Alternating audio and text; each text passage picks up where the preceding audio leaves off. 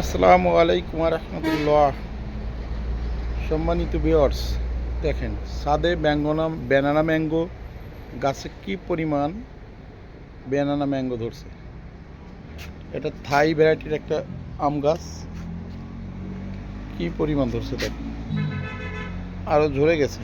আমি আসলে এই বছরই গাছগুলো রোপণ করছি, তো যার কারণে এত বেশি ট্রিটমেন্ট আমি দিইনি বা পরিচর্যা যত বেশি করিনি। তারপরেও দেখেন, আমি কাছে যা মনে হয় এই ব্যানানা ম্যাঙ্গো যে কোনো পরিবেশে বাংলাদেশের আবহাওয়ায় আমার মনে হয় খুব বেশি সাপোর্ট করছে, যার কারণে গাছগুলো এই পরিমাণ ধরছে।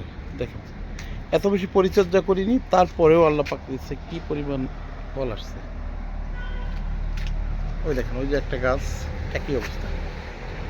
আমি সকল আমার এই ভিডিওটা যেটা দেখবেন, তেনাদের প্রত্যেকটাই আমি অনুরোধ করবো, আপনাদের বাসা বাড়ির ছাদে অথবা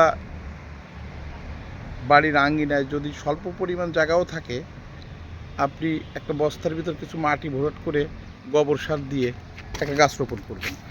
এটা একেবারে অযত্নে অবহেলাই হয়ে যায়। এটা এত বেশি আপনার পরিচর্যার প্রয়োজন হয় না। আমি 3টে গাছ দেখলাম, আমার আরও গাছও আছে। তো এই 3টে গাছের যে পরিমাণ ধরতে আল্লাহ পেয়েছে দেখেন। এবং এই ব্যানানা ম্যাঙ্গো আমি গত বছর আম খাইছি, তো পর্যাপ্ত সুস্বাদু।